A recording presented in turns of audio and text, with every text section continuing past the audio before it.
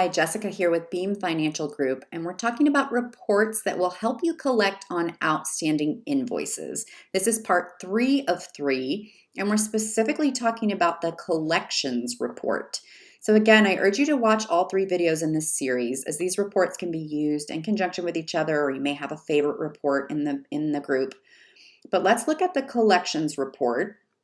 So if we just go over to reports here on the left sidebar and then down to the Who Owes You section, we're running the 3rd report, and that's the collections report.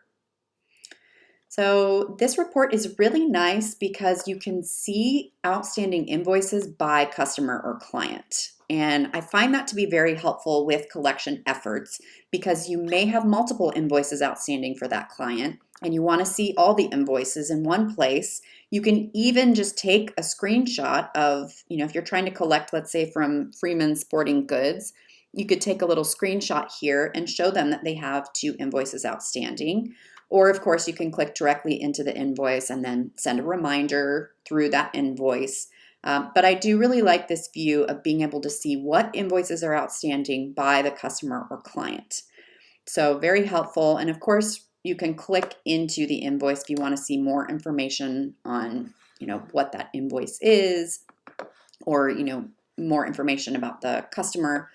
But really nice report to have in your arsenal if you're trying to collect from various clients. And the past due information is still on here. It's just it shows it by day, whereas some of the other reports will show the aging category and then everything that's in that aging category. But this is just a different view, and it is helpful when trying to collect from clients.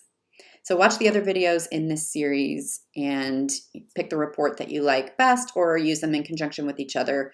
And hopefully that will be helpful in collecting some of your outstanding invoices.